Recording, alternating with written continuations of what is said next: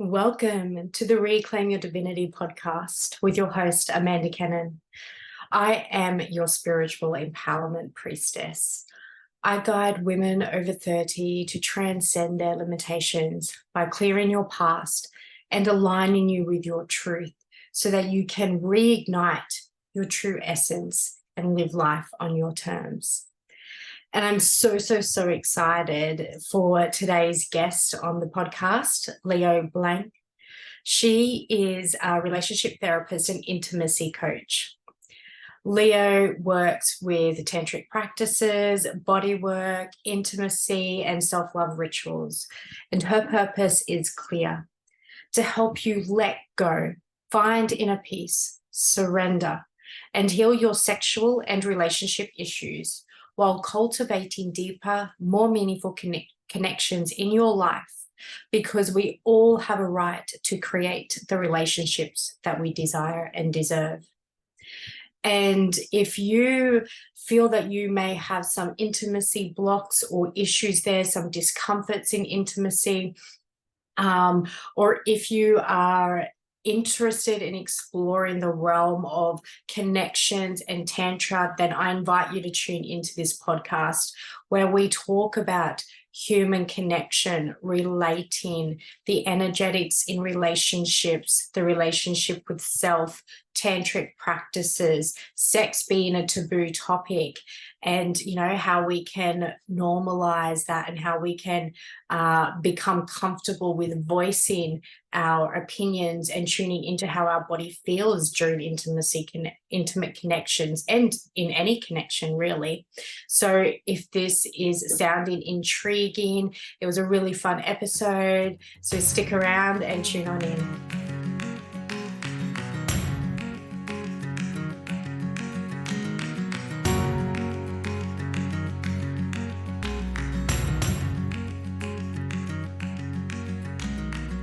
Hi, Leo. Thank you so much for joining us today. I'm really excited to talk to you today. Thank you. Thanks for having me. I'm excited to be here. My pleasure. So, Leo, I absolutely love what you do. Follow you on the socials, and it's so bold and courageous, for women to come out so confidently and beautifully as you do, and I absolutely love it. And can you just tell me a little bit about how you've come to being relationship therapist and intimacy coach, like your journey to get to where you are today? Yeah, absolutely. I love to. I love this question because a lot of the time when we're young, people ask us what we want to be when we grow up. And if we all just take a moment to think back of who did I want to be when I was young, when I grew up, I'm probably not that. I remember I wanted to be a police officer in the with horses. I wanted to ride horses in the police force, and I'm nowhere near that. And I find the easiest way to find the path that's true for us is to actually just follow the thread of what's already out there for us, rather than following the thread of what mom and dad thought I should be or what someone else thought I should be, following the thread of what feels right for me. And that's something that I've started doing. So I actually started off as a personal trainer and strength and conditioning coach in the fitness industry. And as I was in that, I was in Australia doing that, and English was my second language. So there was not necessarily a language barrier teaching, but there was more so a culture barrier. So a difference in how I would communicate. So I ended up finding a life coaching certification online, and I was like, oh, that sounds like it could be really beneficial for me as a PT to improve my communication skills with my clients. And it helped me to learn how to ask the right questions to connect with my clients on a deeper level. And I ended up doing personal training, but most of my PT clients were ladies in their in their mid to late 40s, or like mid 30s to late 40s. And I had all of these ladies coming to me, and they wanted to lose weight, but deep down underneath that, they actually wanted to feel worthy. They actually wanted to feel enough. And that has been such a big journey for myself in my life, that what I was able to give them through the questions that I asked them and through the conversations that we had in our PT sessions, they recognized that this was more valuable to them than for some of them seeing their psychologist. So I had a couple of clients that were like, yeah, I'm stopped seeing my psychologist. I'm coming to see you more often because it's more beneficial. So it was powerful. I was like, oh, wow, are you sure you don't need to see a psychologist anymore? And at the time, I didn't know too much about how the system works with psychologists. And unfortunately, a lot of the time psychology is about, like seeing psychologists about sharing your story, and actually can be reprogramming someone back into their story and keeping someone stuck in their story. Yeah. Not all psychologists, but with some psychologists. Yeah. So from then on, I just kept exploring this path. And throughout the time of COVID, especially, I moved around a lot, and I started my own business, and I started running workshops. And for me, it was all about human connection, because it was a piece that for me was missing for a long time. And often they say, like, you end up teaching what you need to learn. And that was a big path for me. I ended up teaching the things that I actually was really seeking. By creating that for others, I created that for myself. And I ended up having, like, for a really long time of my life, I've always had people come to me with relationship stuff and asking questions about dating, and, hey, what about this? And what about this? And noticing that I've always had the answers. And I think Intuitively? I think a little bit of both. Intuitively, learning, lots of podcasts, a bunch of books, lots of observations, probably lots of experience from the PT industry, from conversations about relationships. Like that was probably a big piece that I was supporting these women with, because relationship with others actually starts with relationship itself. So how I treat myself and how I love myself is essentially a expansion of how I can treat someone else and how I can love someone else. So when I say relationship therapy, it doesn't have to be a relationship with someone else. It can be a relationship with myself. And it always starts with coming back to myself. So yeah, it's been a wishy-wash journey over the last few years, because I was quite clear that this is who I am and this is what I want to do, probably about 4 or 5 years ago. And then I had to go on some different journeys and learn some more and grow some more and expand in different ways. And the entire time, people kept coming to me with dating, communication things. And I finally, like, over the past year or so, I really stepped into this role of going, cool, this is actually who I am. Like, this is what I'm here in the world to do. Amazing. And I've become quite solid in that now. Yeah, definitely. You can definitely see or feel the solidification of that, or the authenticness behind it, the true you behind it, how it's your passion, I suppose you could say. Yeah. So thank you so much for sharing, Leo. I love that. It's everyone comes into their path in so many different ways, and it's amazing how PT is what led you here.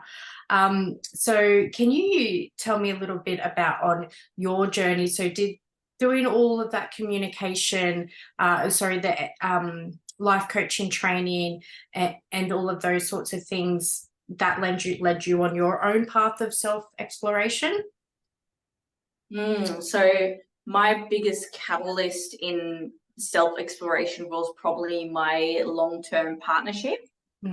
And then starting a meditation course and going like, oh, there's more to this. So my long-term partnership, I thought, was the man that I was going to get married to. And at the time we were both caught up in unconscious patterns. We were both playing out unhealthy behaviors in our relationship. We ended up reaching for drugs and alcohol to basically completely, like, disengage or ignore all the problems and the discomforts and everything that was there in the relationship. We were both so disconnected from ourselves that we actually couldn't feel each other in the things that weren't working out.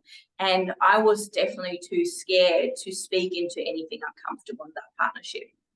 So when I had the strength and the power to actually claim my power back and go, this isn't how I want to do life for the rest of my life, and go, no, this is it. I need to do something else and separate from that partnership.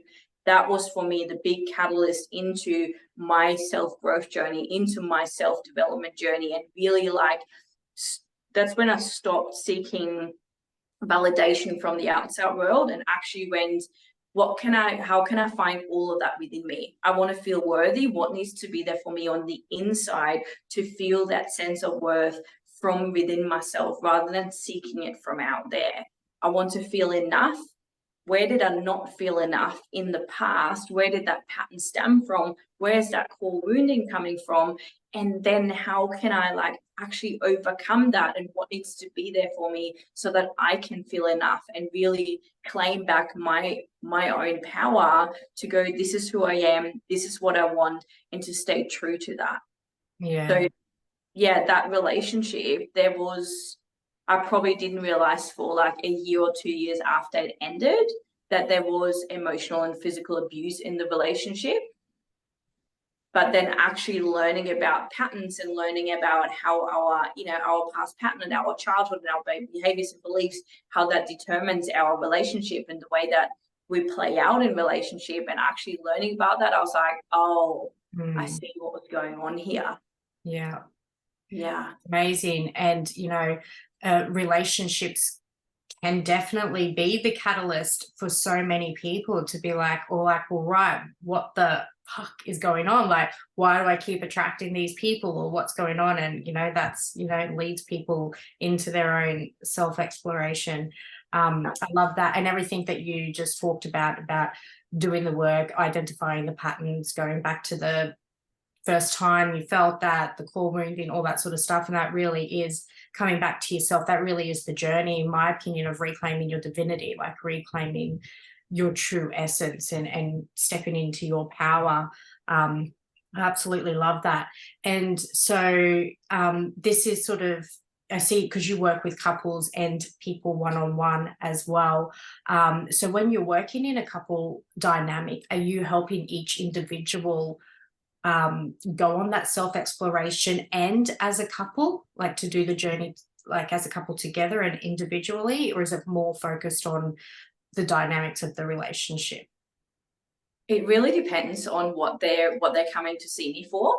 So yeah, I do. So I dive into different types of work. So one thing that is really important to me is that both people are on their own path, and that those paths are going into the same direction. I just did a talk in Brisbane last week, and it's something that I spoke into, that a lot of the time what happens in relationship is that a woman starts to explore more because she's recognizing that there's more out there, and a man often is quite content in whatever pattern or whatever reality he's created. So very often it's the woman that steps up first and goes, oh, I want to explore, I want more.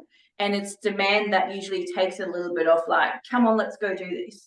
That's usually the pattern that plays out. So when I work with people as a couple or one-on-one, usually I tune in with like, where are they now? Where would they like to go? So if I'm working with them especially in regards to intimacy, I run a beautiful event called Temple of Devotion, which is all about deepening and connection and creating the spaciousness to really deepen in intimacy. That's very much like looking at the couple as, a sacred union together. Yeah. And then if I work with couples in my temple space as more like a therapeutic way, utilizing NLP, utilizing hypnotherapy, utilizing asking the right questions, uncovering wounds and patterns, then it might be working with people a little bit more one-on-one as well, and giving people different things to work on outside of the space. Yeah. And yeah, some couples come to me and just work with me as a couple, and other couples come to me and they actually work with me separately. And the options that I have for my couples retreats as well. So when couples come to my couples retreats next year, there's an option that couples have some sessions with me prior to the retreat, together or separately. Yeah, beautiful. I love that. Yeah, you're flexible to meet the couple with where they're at and how they wish to pursue, developing that connection. That's amazing. And I love how that you help talk about or deepening intimacy, because even in today's society, I suppose it's still a little bit of a taboo topic to actually talk about openly and passionately, or like your true feelings on the topic. Like I find, you know, your girlfriends might get together and you might joke about things or talk about, you know, stuff that happens in the bedroom, but not actually in a deep, open and honest way about how you truly feel about those experiences, or, you know, what you might be afraid of, or what you want to do but you're too afraid to pursue, and all those sorts of things. So I love how there's people out there such as yourself who have gone on this journey, who have become comfortable enough with themselves to be able to guide other people through that. So can you talk a little bit more on that? Yeah, I love to. I love that you're bringing this up, because yes, I totally agree. Like in mainstream society, talking about sex is still so taboo. You know, I forget that, because I'm surrounding myself with people that are very open to talk about all of these things, and they know that I'm very open to talk about it. So sometimes you know, we get to choose to be a catalyst or an initiation for others to lean into the discomfort. So I want to share a really small little story and then share a little bit more around that, around how I do that sometimes. I think about 6 or 8 months ago, I was talking to a friend via voice messages on Facebook, and you know, life is full of magical things. So I walk through the shopping center and I'll record voice messages, because time is limited, so I utilize my time the best way possible. And I'm walking through the shopping center, I'm recording her voice message, and I was talking about anal sex and anal pleasure. Yeah. And then I noticed some people around me like look at me funny.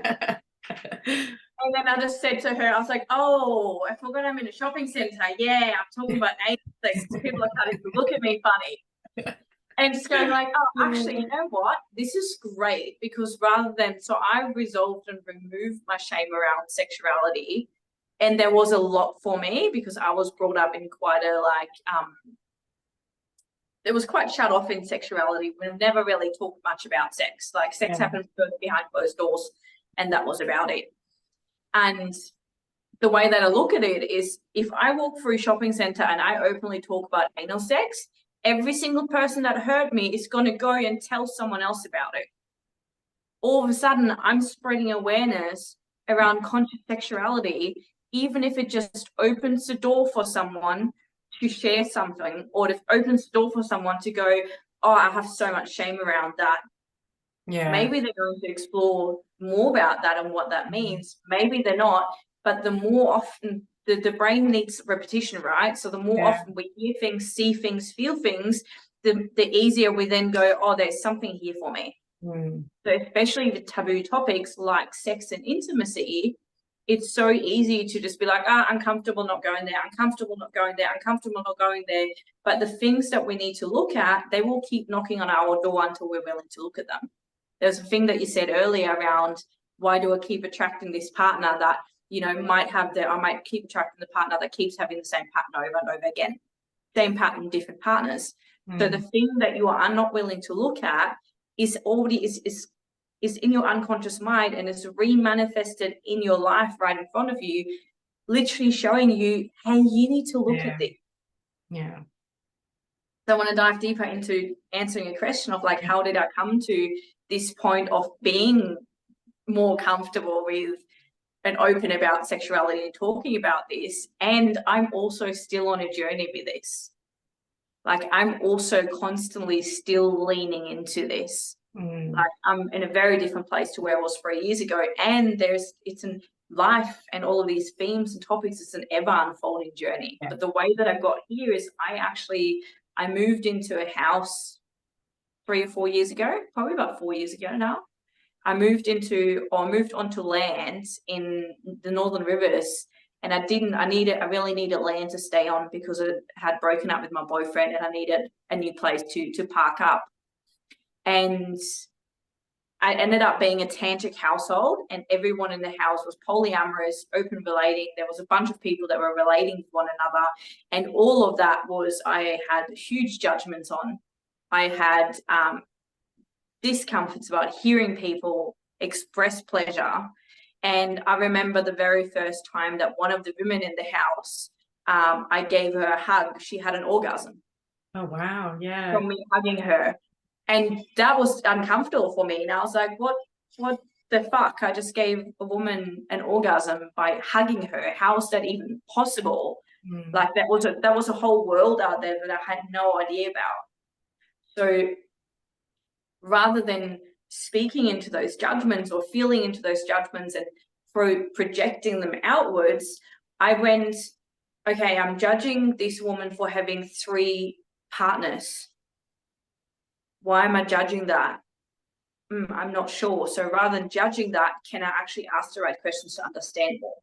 So I ended up spending about 6 months in this house with every morning I was sitting on the veranda with 1 or 3 of the people that lived there, and I just ask a whole bunch of questions. What does it give you having 3 partners? Why are you choosing that? Why are you choosing polyamory over monogamy? What about jealousy? What if he's with someone else? What about this? How do you feel comfortable about that? How have you explored that? All of these different things. And then like just asking the questions that I feel uncomfortable asking and leaning into that edge. Growth happens at the edge of the comfort zone. Yeah. So constantly leaning into that edge. And then that sent me into path of going to Taste of Love, an annual Tantra festival, which I've now gone to for the 3rd time this year.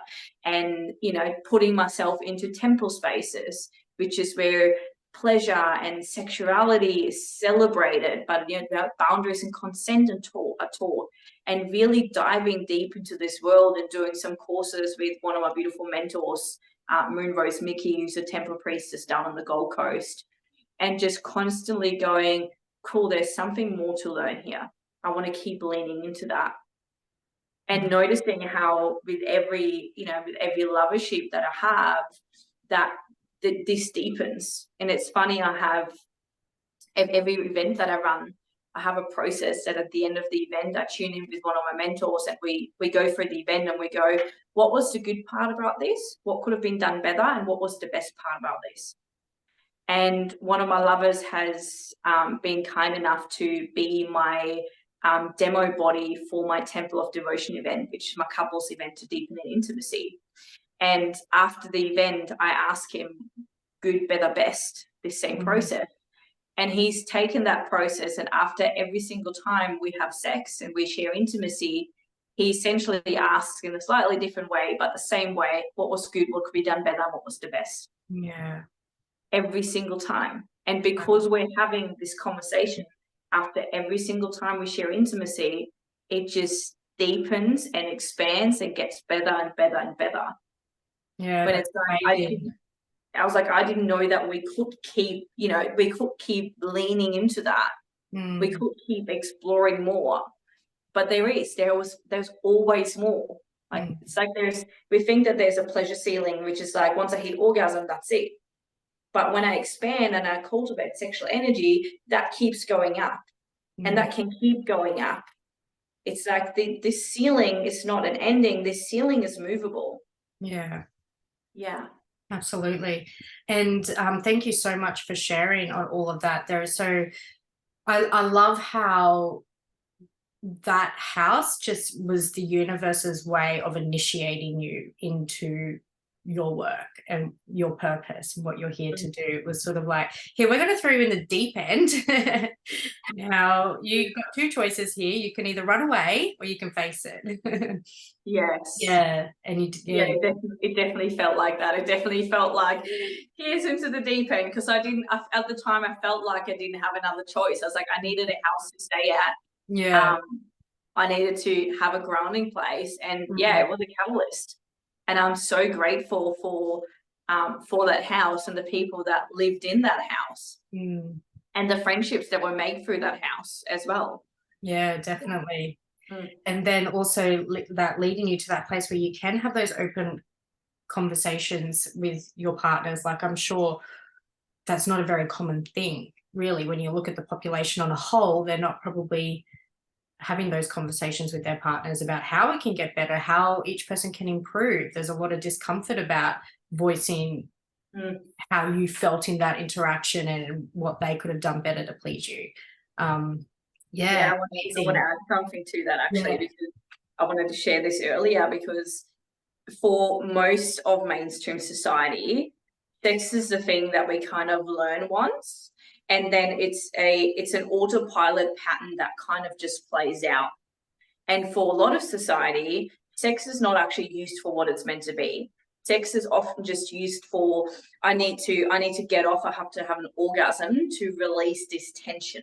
It's often a stress relief for a lot of people, rather than actually being used as this like deep connection tool. Like if we're talking like, just to throw a little bit of like spirituality into this, like sex has an ability to open portals for us, for ourselves, and for this connection that is happening with someone.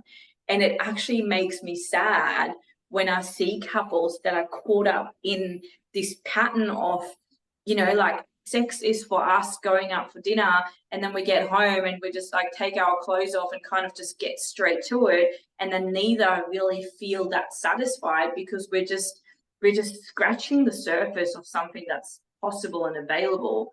And the reason why people aren't exploring that is because they don't know. They think that, oh, we're both having an orgasm, so sex is great, so it's all good.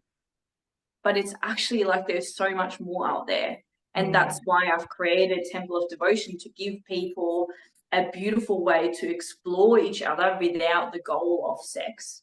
That is why I've created the Deepen experience, my couples retreat, to give couples an entire weekend to have the spaciousness to learn about the communication tools that they're currently missing, to potentially initiate conversations like this, to initiate new experiences like this, and to give them the tools and the practices that they currently don't have, to explore a world that they didn't know what was out there. Yeah. Mm. Amazing. That's opening up like a whole new level of, well, a whole new world for people, really. Yeah. A whole new world. And, I guess it's where like the tantric sort of practices come in. And I guess a lot of people also have a misconceived idea about what tantra is, in mainstream society. But it really is, I don't actually know a whole lot about it. And I've been feeling very much so that I need to go on this journey to explore that. It will happen one day.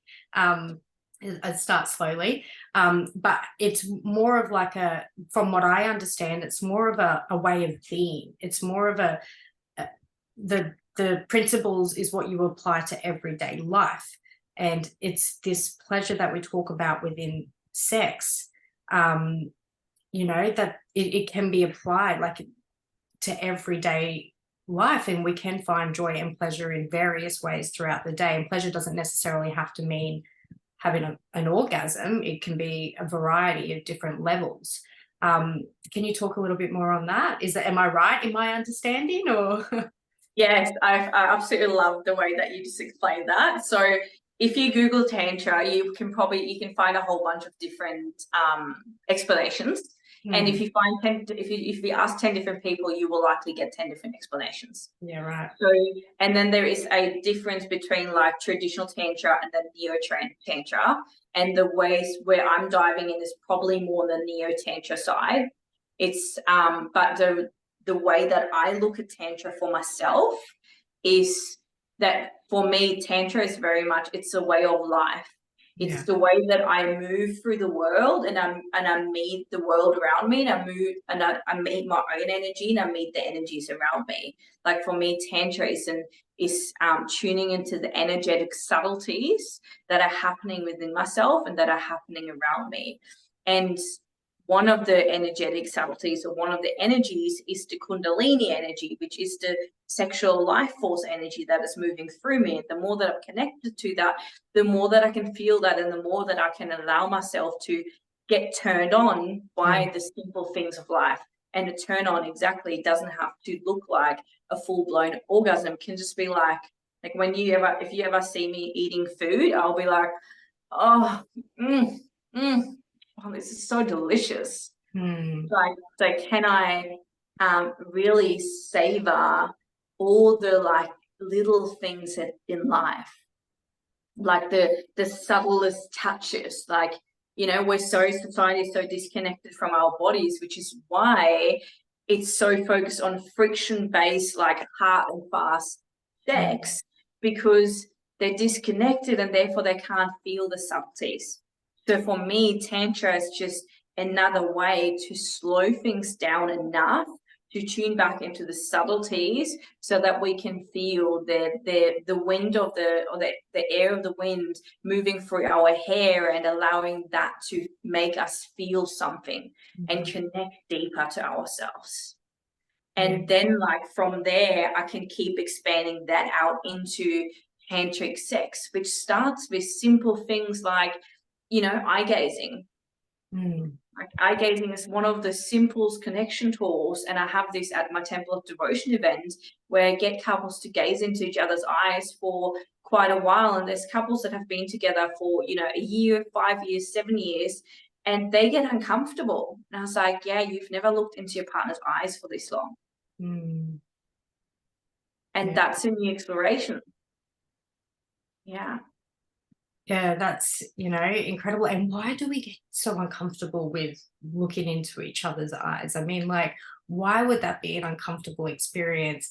It's not something that I've done very often, but I remember I did do it one time with a friend, and to be fair, there were substances involved, but the euphoria and the just elevation that I experienced from doing that, just simply by there was an uncomfortable period, but then if you surpass that and get into the deepness and then just feel the connection and the love and the essence of the person that you were experiencing, that really does elevate you, and I imagine would get that energy flowing, the kundalini energy flowing. It's an expansion opportunity, I imagine. yeah. How I felt in the time. You touched on something really beautiful there. So the reason why a lot of people can't look into someone's eyes for that long, or the reason why people avoid eye contact, like, there's many reasons, trauma responses, there's so many different layers involved, but one of the things is that most people have a fear of really being seen. Yeah. Because for most of us, we've been told that you shouldn't be that, you shouldn't show that, put that away, that's not okay. So, like, we've been conditioned to believe that it's not okay to show all aspects or all parts of me. So that has installed a fear of being seen in a way. And the eyes are a path to the soul, they say. So to deeply gaze into someone's eyes is like fully exposing myself and the people around me that are around us, and especially in relationships, which comes back to the pattern that we talked about earlier. Like, why do I keep attracting partners that keep having the same pattern? Is because the people around me are a reflection and a mirror for me to reflect something back to me. So if you ever eye gaze with someone, the things that you see in them are often a reflection of what you can see in yourself. Yeah. So if you see fear or discomfort or beauty or whatever it is that you see in them, it's actually also a reflection of what you see in yourself. And the eye gazing experience can be such a deep and profound experience. It can be quite emotional for people as well, and healing. And for the listeners right now, if you have an eye gaze with your partner, I really invite you to invite your partner into that and say, hey, I'd love to just, excuse me.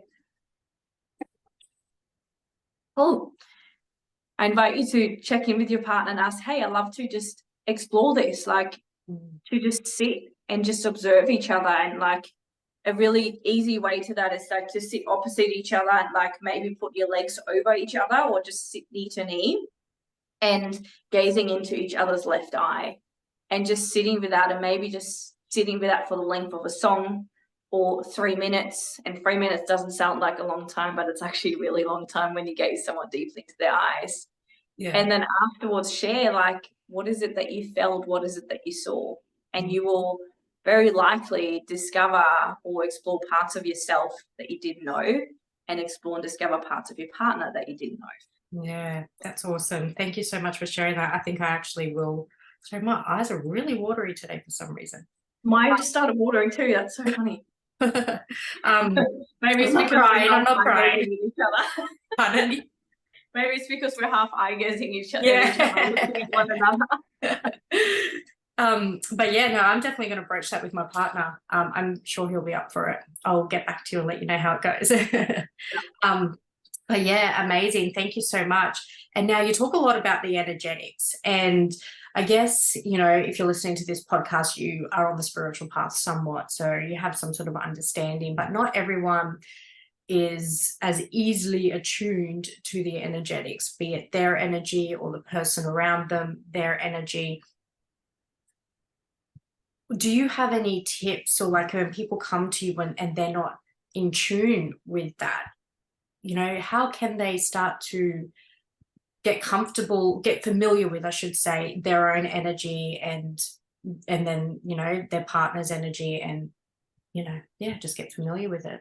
Yeah, I'm going to have another sip of water, otherwise I'm going to start coughing again. Yeah.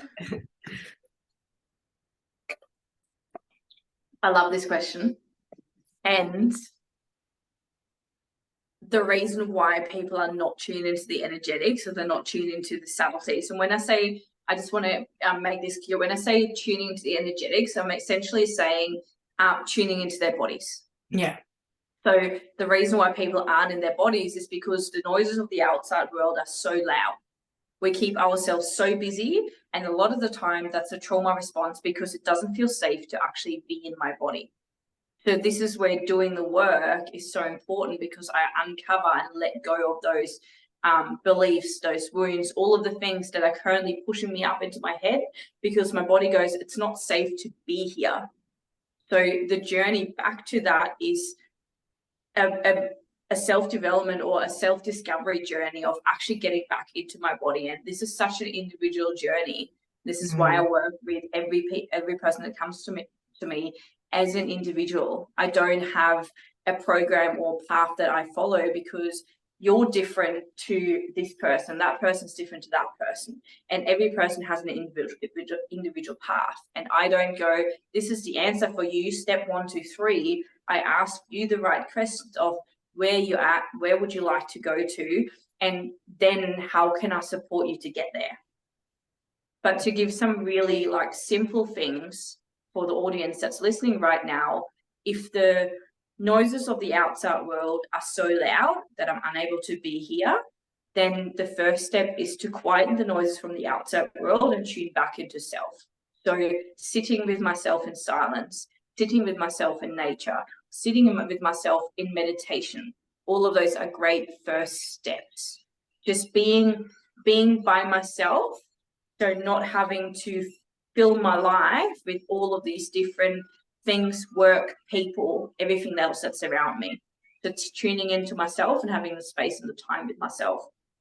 And something really easy to do to tune into energetics, the next time when someone asks you a question of like, hey Amanda, can you go and drive to and while I'm going to ask you this, I'm just going to get you to tune into your body and notice what your body is doing, whether it wants to move forward or whether it wants to move away from you. Amanda, tomorrow, can you go and take your car and drive to Brisbane for me and pick something up and then drop that to my house for me, please? Yeah, so it's the most subtle thing, is it? And it's the tiniest movement away. And it's like, it's not even a movement. It's a sensation, I suppose, but it's like a pull as a very subtle pull. Yeah. So that's essentially, that's the energetics. So whether you're aware of it or not, it's happening in the unconsciousness. The less connected I am to my body, the less I'm able to feel it. So the more I reconnect to my body, the more I'm able to feel it. And this is something to play with by yourself as well. Like, you can stand up tall and you can ask yourself, like, can you show me a yes?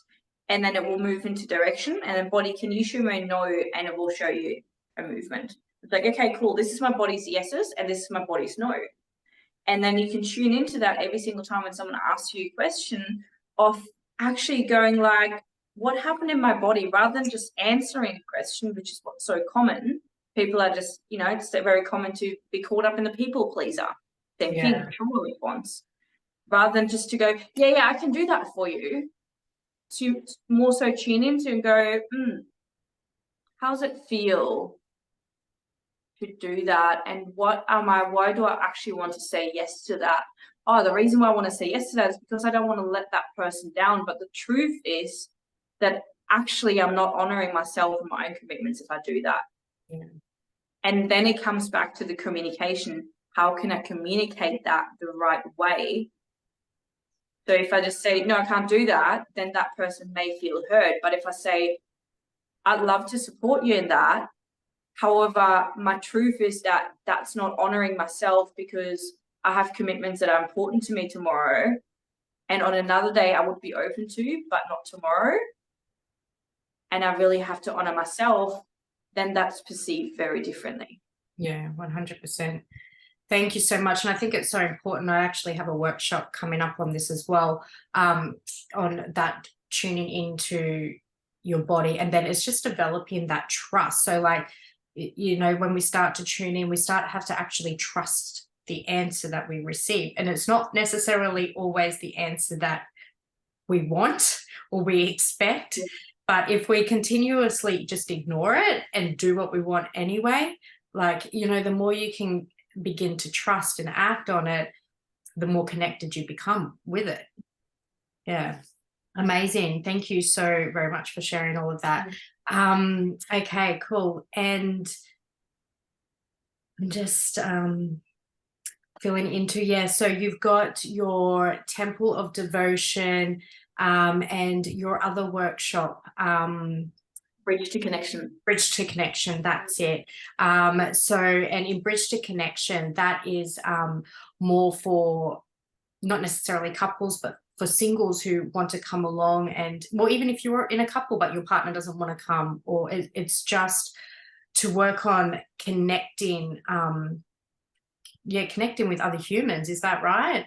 Yeah. So yeah, Bridge to Connection is a very entry-level workshop, but it's also for people that have done lots of work. So no matter where you are on the scale of I'm just starting out my self-development journey, or I've done self-development for 10 plus years, you will get something out of this workshop, because it's like we said before, we're all individuals and there's so much that we get to learn from one another. So at Bridge to Connection, it's a workshop to evolve our communication skills for our relationships, whether that's intimate relating, whether that's relating with family, having conversations with our children, with other people, friends, and so on. So essentially, I change the themes of the topics every fortnight. So it's a fortnightly event in Maroochydore, and we dive into different themes and topics. So the last two, and this is the last one of the year coming up this Thursday, these 3 workshops we've gone deep into attachment styles and how they show up, and what we can do to support ourselves and how we can support our partner. And then this Thursday, we're going to actually practice communicating to the attachment style that we'd like to communicate to, and to get some feedback right away from them of going like, how did that land in my body? So it does the same thing of like, I'd support people in expanding their energetic capacity of getting them to feel back into their body, rather than staying in their head of like, oh, I didn't like the way that sounded, to connect them back to, oh, when I received that, I actually wanted to move away from you. That didn't land well. I'm not quite sure what that is, but the way that could land better is if you would say this, and then I feel like I would want to move towards you. Yeah. So yeah, we've gone through themes such as how to conflict resolve. We've gone through themes such as like self-responsibility, what that looks like, and how we can, take care of that. But essentially, like, it's very much attuned to the connection piece, and connection to me means deep presence, energetic attunement, and active listening. And those 3 themes continue to be weaved through these workshops. And at every single workshop of these that you come to, there is something to learn if you choose to come with a beginner's mindset. Yeah, absolutely. The thing that's just playing over in my mind as you say that is you should be going and pitching this to schools. Like, you know, maybe on different levels, but this is the sort of, you know, stuff that if we learnt when we were younger, we would have so much more, well, success, depending on what you deem as success, but I suppose a better time as we get older with entering into relationships, with entering into the workforce, with, you know, friendships and all of those sorts of things. If we could, um you know, be shown how to communicate our feelings in a respectful manner, and that, like, I feel like it's just such an important piece that unless your parents are clued on, that is just left out. Yeah. And it's so much more valuable than learning maths or English or science or anything like that. Yeah. Yeah, Yeah, yeah, it always surprises me that we're not getting taught these things in school. yeah, Because, wow, wouldn't the world be a different place if we would all know how to communicate, or if we would all know how to tune into our bodies, or if we would all know how to, like, yeah, communicate our boundaries and our desires and be aware of consent and all of these things. So yeah. yeah, there has been an idea in my mind to bring. I've got a communication tools to support safe sex and to support you know, like a communication tool to support people in having incredible sex. Mm, And I was like, I wish I would have been taught this in high school. So there's mm, an idea of me bringing that to high schools. mm, But there's also so many other things happening in my life right now. Like yeah. I've got another 2 workshops planned for next year. I'm launching my couples retreats next year. There is, yeah, so much on my plate that I'm like, is that really along my same path as well? Yeah, yeah. Yeah, but if someone is listening and they've got a school and they're like, yes, we'd love to have this talk, Mm, please feel free to reach out to me. I'd love to have a chat. yeah, awesome. Yeah, yeah, one day in the future, we have no idea what it's how it'll all play out, but something Yeah. will happen, I'm sure. So just potentially a meaty topic, but just before we go, I just wanted to ask you something that I am passionate about is uh, you know, we've gone through as a collective, you know, if you're in the spiritual community, you'll hear a lot about how we were in the times of the masculine era, the toxic masculinity, and then we went through the rise of the feminine and reclaiming our feminine and all that sort of stuff. And I feel like now we're in the rise of the union. It's like time to, like, hey, let's get the feminine and masculine working together and supporting each other within our own being, feeling, you know, trusting each other and supporting each other. And we're talking about it like they're two different entities, but like where they can just move as one, to help us, you know, move through life and relationships as one. What are your thoughts on that? Oh, I love that you're bringing this up. So one of my missions, and it's funny, this came through at the start of last year, maybe the start of, yeah, sometime. Time flies. Feels like a long time ago. I went to a retreat and I did a self-marriage ceremony, which is essentially marrying yourself into sacred union, bringing your masculine and your feminine together into this, like, beautiful, like, union of divinity, of going, like, cool, like. And I really, like, I work a lot with masculine and feminine energies, and essentially this beautiful wheel. And it's to recognize and see that all of us have all of these energies within us. So we're all masculine, we're all feminine, we all have light, we all have dark aspects, we all have shadow aspects. And it's really, for me, the path is really to bring ourselves back into balance. And my balance looks a bit different to your balance. And it's not about, like, I want to be my feminine, so I want to try and find a man that's in his masculine. It's like, no, we're weaving in this, like, back and forth. And for me, like, the masculine and the feminine, it's not like I'm feminine, you're masculine, and this is the way it is, and there always needs to be polarity. It's like, no, like, it can be this, and then it's this, and then it's this, and this. It's like, it's constantly weaving and expanding and evolving. It's not as simple as black and white. So, and I feel like that's the same, not just for my personal relationships, but also for my business relationships, and also for the collective. That, yes, I agree, we're getting to an era where we've gone through the you know, the toxic masculinity, and there is definitely still some of that out there. And we've gone through an era of the femininity, like the feminine rising, the feminine claiming her power. And there's definitely still a lot of women out there that are still on that path, and they still need to take that path. And then there's also a big movement out there at the moment in men's work for men to really step back into their warrior and into their power. And in the end of the day, we all need one another. In the end of the day, like, I fucking love men. I don't want to do life without men, because look, I don't want to change the tire on my car. And I'm not saying that I can't, I can, but I like a man to do that for me. Mm. And that's just a really simple example, but you know, this comes back to so many different things where it's like, it's so freaking beautiful to be holding one another in one story, in one stuff. And this is why why I'm so passionate about bringing the masculine and the feminine together, because we can't do it on our own. Yeah. Like, men's work is so powerful and so important, and women's work is so powerful and so important. And in the end of the day, the relational work happens in relation with one another. It doesn't happen through, if I sit in women's circle and I want to relate with men and I talk about all of the things and I practice all the practices with females, but then I stand in front of a man and all of a sudden my whole body goes into freeze, fawn, fight or flight, because I don't know how to interact, because a masculine's presence or man's presence feels different to a woman's presence. And if my trauma is with men and I practice with the woman and then you put me back with men, it will still create the same triggers.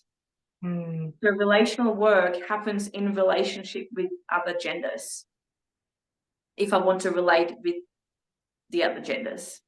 Yeah, amazing. And I think that's why, you know, creating a bridge to connection gives people the opportunity to be exposed to the opposite gender in that environment, because, yeah, you're right, there are so many women's circles out there, and, you know, there are more and more men's circles popping up as well, but there are not very many into like both gender kind of words, you know what I'm trying to say, two genders, the two genders coming together. So yeah, I think, is yours like the only one on the coast that invites both genders along for like as far as I'm aware of? Yes, I know that there's some other, like, you know, there's a lot more like, you know, like the bridge to connection is like off that kind of format. As far as I'm aware, that's the only one that's on the East Coast. Yes. Yeah. Wow. And so in the new year, I'm launching a new workshop called The Language of Relationships, and that workshop will be a half-day workshop, and I will be bringing that to other cities as well, not just the Sunshine Coast. So it's essentially a bridge to connection, but in a bigger capacity, to bring the masculine and the feminine together and to do this work together. Yeah, amazing. Such important work that, you know, we all need to go through to be whole, and to, like you said, that circling back to the beginning of the conversation, you know, coming back to self, and, you know, feeling that wholeness within the self. And we can use those interactions and the exposures to the gender we might not feel comfortable with as an integration or an acceleration into becoming whole within the self as well. Well, thank you so very much for your time today, Leo. It's been an absolute pleasure. So the links, you've only got 2 workshops for the end of 2023, is that right? I've got 3 more events for the end of 2023. So I've got Bridge to Connection coming up this Thursday in Maroochydore. Yeah. I've got 1 more couples workshop, the Temple of Devotion, coming up. And then I've got 1 more, which is a new event. I've got a Christmas Tantric Kink Temple play party coming up, which is by application only. So there is an in-depth screening process to make sure that we're bringing the right people into the space that have done work in the conscious sexuality realm, or especially in the realm of boundaries, consent, and so on. And then we're kicking back off in mid-January. And yeah, Bridge to Connection keeps going fortnightly. Temple of Devotion happens monthly, and then I've got 2 more half-day workshops that are being launched, and then I've got 3 couples retreats coming up, with the first one in March. Amazing. So for the 2023 events, they might have passed by the time this airs, but if you're interested in attending Leo's events next year, then the links to her socials will be in the description, and those retreats as well could be something to look into. So March is the first one coming up, so we'll link the retreats in there as well for you. Thank you so much once again, Leo. It's been an absolute pleasure. Thank you for coming on and talking all things intimacy, communication, tantric. Love it. Thank you for having me. Such an honor and a pleasure to dive deep with you. My pleasure. Take care. Thank you. You too.